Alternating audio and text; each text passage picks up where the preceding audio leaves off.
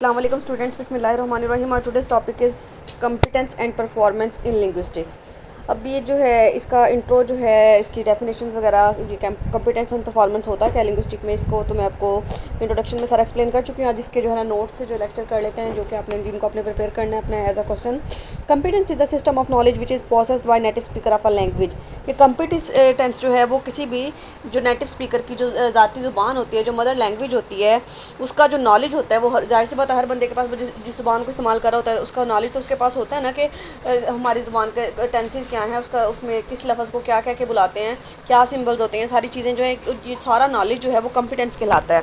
Performance is the actual utterance of the knowledge that language a speaker has. और performance क्या होती है, जो आपके पास नॉलेज है उसको एक्सप्रेस आप कैसे करते हैं, वो चाहे ओरल फॉर्म में करें चाहे रिटन फॉर्म में करें, उसका जो एक्सप्रेशन का आपका अंदाज़ होता है वो आपका परफॉर्मेंस कहलाता है। The concept linguistic competence and performance was first introduced by Noam Chomsky, an American linguist, in his elaboration of generative grammar। जब वो generative grammar को elaborate कर रहा था तो तब उसने ये concept जो था नॉम चॉम्स्की ने इंट्रोड्यूस करवाया था। Competence is the pre vocal condition of a speaker. Pre vocal मतलब बोलने से पहले की जो कंडीशन होती है, मतलब जो इंसान के जहन में होती है। Whenever we have to utter something, जब भी हमने कुछ कहना होता है, we thought about some in same into our mind, तो हम अपने जहन में उसके बारे में सोचते हैं। We start collecting so many words, हमारे माइंड में बहुत से अल्फाज आते हैं जिनको हम इकट्ठा करते हैं, उनको तरतीब देते हैं। And structures for ideas to be set, और फिर एक जो है एक बाकायदा जुमला जो है हम कह देते हैं। Then we express that idea, फिर हम उस आइडिया का जो है ना एक्सप्रेशन कर देते हैं। This collection of ideas, thoughts, views, words and grammatical structure is called competence.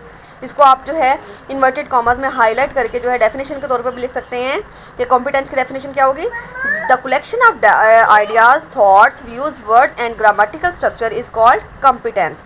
In this process of pre vocal, pre vocal का मतलब जो बोलने से पहले का जो आपके माइंड में चल रहा है situation, we distinguish grammatical sentence from the ungrammatical one. Performance is the actual utterance of the words and sentences we decide to put forward. अब परफॉर्मेंस में क्या होता है कि हमारे पास जो वर्ड्स आ जाते हैं हमारे माइंड में, जिनको हम एक तरतीब दे लेते हैं, उनको हमने परफॉर्म किस तरह करना है, हमने उनको किसी को बताना कैसे है, वो बोल के बताना है तो कौन से अल्फाज और कौन सा स्ट्रक्चर इस्तेमाल करना है, अगर लिख के बताना है तो कौन सी जो ग्रामर है उसको फॉलो करना है। It is the performance of ideas. अभी इसकी डेफिनेशन क्या होगी परफॉर्मेंस की? It is the performance of ideas, views, thoughts, words and grammatical structure which we decide into our mind to speak before speaking. के सोचने से बोलने से पहले जो हम अपने माइंड में सोच लेते हैं और जो हम एक्सप्रेस करते हैं ना, वो परफॉर्मेंस कहलाता है। Performance is the performance of the speaker. वो जाहिर सी बात है बोलने वाले की कारकर्दगी होती है ना। The better competence we have the better our performance will be. अब जितना ज़्यादा हमारा नॉलेज होगा, जितना ज़्यादा हम उस ज़ुबान को जानते हैं समझते होंगे, जितने हम ज़्यादा एक्सपर्ट होंगे, उतनी ही ज़्यादा अच्छी परफॉर्मेंस होगी, उतनी ही ज़्यादा अच्छी जो है हम जो है उसको बोल पाएंगे। मिसाल के तौर पे अगर आप जो है कोई बात उर्दू में कहते हैं तो आप बहुत कॉन्फिडेंटली कहेंगे और बहुत ही जो है ना अच्छे अंदाज में जो है ना उसको अदा कर देंगे किसी अननोन पर्सन के सामने। लेकिन अगर आपको यही बात अगर इंग्लिश में कहनी पड़े ना तो आप थोड़ा सा हेजिटेशन फील करते हैं कि आपसे जो है गलत ना हो जाए, आपसे सेंटेंस गलत ना हो जाए, अगला बंदा आपकी गलती ना निकाल दे।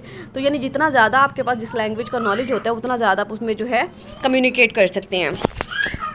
Friends you must have felt, friends यहाँ पे आप नहीं लगाएंगे। You must have felt that we gather many different words and different structure into our mind. हमें पता है कि जब हमने कोई बात बोलनी होती है तो हम अपने जहन में मुख्तलिफ अल्फाज को और मुख्तलिफ सेंटेंसेस को सोचते हैं। We choose best suited words. हम क्या करते हैं, जो हमें सबसे अच्छा लगता है ना उस बात को कहने के लिए उसका इंतखाब करते हैं। बेस्ट सूटेड स्ट्रक्चर, जो सबसे अच्छा स्ट्रक्चर लगता है उसका इंतखाब करते हैं। फॉर द आइडियाज़ और thoughts we have put forward to other, जो बात हमने दूसरे को कहनी होती है, जो दूसरे को मैसेज देना होता है। We separate fine and best words for speaking from ample of words which we have. अब हमारे पास एक बात को कहने के लिए हमारे माइंड में कई लफ्ज़ होते हैं, कई जुमले होते हैं। अब क्या है कि हम अगले बंदे जिससे बात कर रहे होते हैं ना उसके जो है मेयार के मुताबिक हम इस सेंटेंस का इस्तेमाल करते हैं। मिसाल के तौर पे अगर आप जो है किसी बच्चे से बात कर रहे हैं ना तो आप उसको जो है रूड लहजे में भी कह सकते हैं, लेकिन अगर यही बात आप अपने टीचर से कर रहे हैं ना तो आप बहुत हम्बल रिक्वेस्ट करके कहेंगे कि कोई भी, जैसे आप कहते हैं कि ना है प्लीज़ सर इधर आ जाएं या प्लीज़ ये मुझे करवा दें। अगर आप किसी बच्चे को कह रहे हैं तो हुक्म देंगे, कहें ये काम करो। लेकिन आप अगर किसी बड़े से कह रहे हैं या किसी को आपने बहुत ऑनरेबल पर्सन से बात कर रहे हैं तो फिर आप उसको रिक्वेस्ट करेंगे प्लीज़ ये काम कर दे। तो मतलब यानी आप जो है बहुत सोच समझ के लफ्ज़ों का और सेंटेंस का जो है इस्तेमाल करते हैं। After speaking separating it we speak, मतलब जब हम अपने माइंड में ये इंतखाब कर लेते हैं कि हमने कौन से लफ्ज़ और कौन से सेंटेंस को इस्तेमाल करना है, तो फिर हम बोलते हैं. As a trainer I myself have observe that people have many ideas in to their mind, how were they are unable to express it when the way that they would like to express it. अब क्या है कि कुछ लोगों के साथ ये मसला होता है कि यानी वो जिस तरह से बोलना चाह रहे होते हैं या जिस तरह से पैगाम देना चाह रहे होते हैं उस तरह से वो दे नहीं पाते या उस तरह से वो जो है एक्सप्रेस नहीं कर पाते अपने आइडियाज़ को. This is the situation of the most of the people of Eastern Uttar Pradesh that people face difficulty while expressing their thoughts appropriately, especially in English language. अपर प्रदेश कह लें या फिर हमारे जैसे लोग कह लें, या जैसे कि जो है अनडेवलप्ड कंट्रीज़ में रहते हैं जिनकी इंग्लिश इतनी अच्छी नहीं होती, तो इनको जो है जब इंग्लिश में बात करना पड़ती है तो वो नहीं बोल पाते. अब हमने जो है नर्सरी क्लास से लेकर हम मास्टर्स तक जो है वो इंग्लिश पढ़ते आए हैं, लेकिन इसके बावजूद हमारा इंग्लिश स्पोकन जो है वो इतना अच्छा नहीं है. हम क्या करते हैं, हमारे किसी से बात कर रहे हो ना, हमें इंग्लिश सीखना चाहता हूँ, हम क्या कहते हैं मैंने तो इंग्लिश स्पीकिंग कोर्स करना है, लेकिन हम जो है इसको सीखने के अभी तक मोहताज है, इतने साल हम इसको पढ़ने के बाद भी, कि हम इसको मुनासिब तरीके से फ्लुएंटली नहीं बोल सकते. Sometimes N improper start prevent speaker from expressing even a single point of view properly.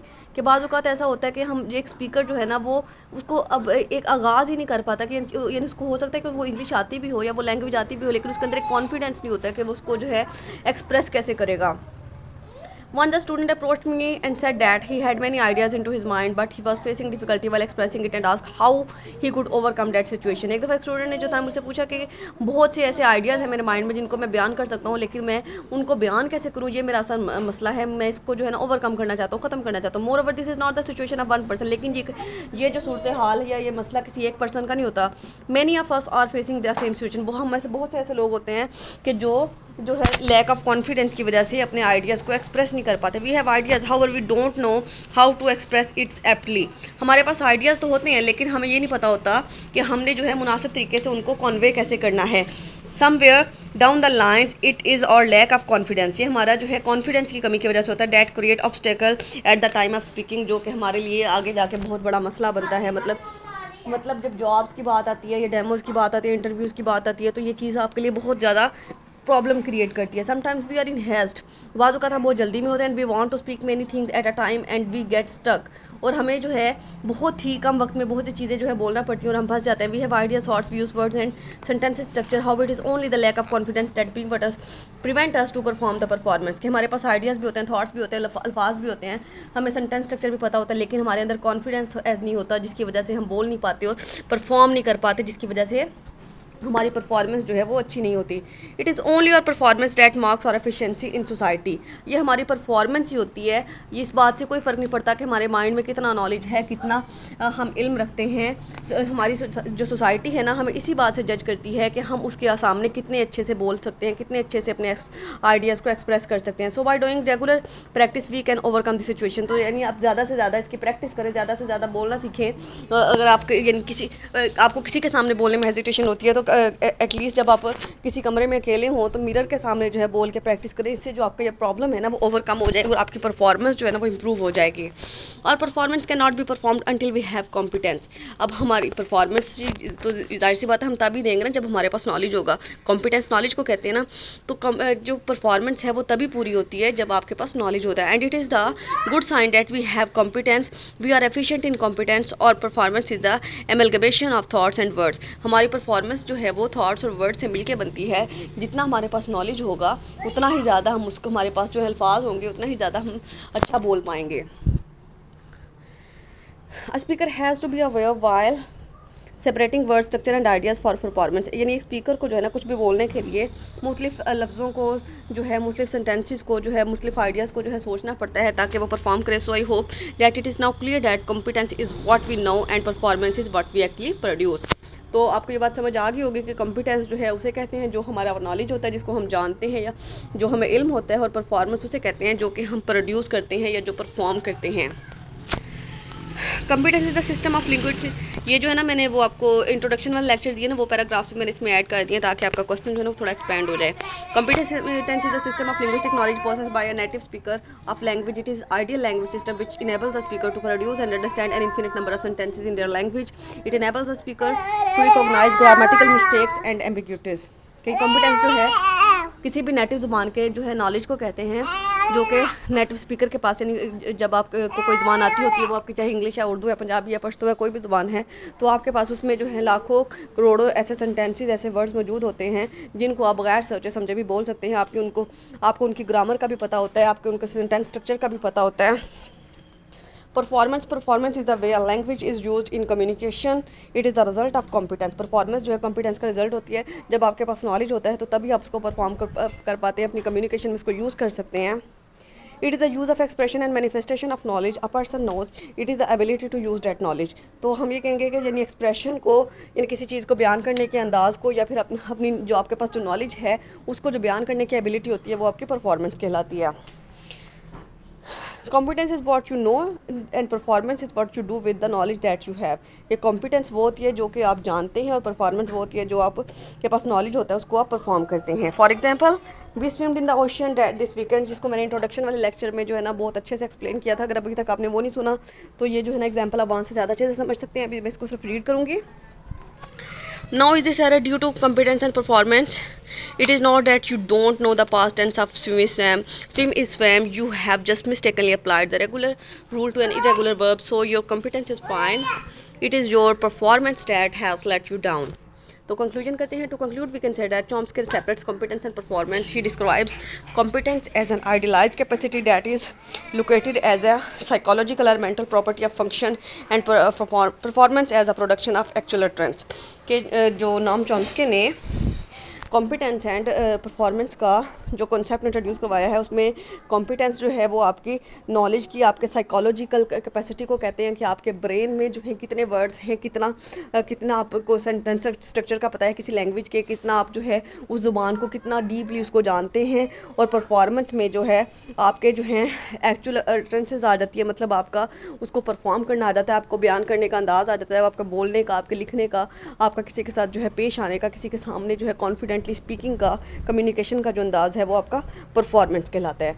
I hope so कि आप ये दोनों इंट्रोडक्शन वाला भी और ये नोट्स वाला भी लेक्चर लेके आपको अच्छी तरह से ये कॉन्सेप्ट समझ आ गए होंगे। फिर भी अगर आपको कोई कन्फ्यूजन हो तो आप मुझसे बिला झिझक पूछ सकते हैं। अल्लाह हाफ़िज़।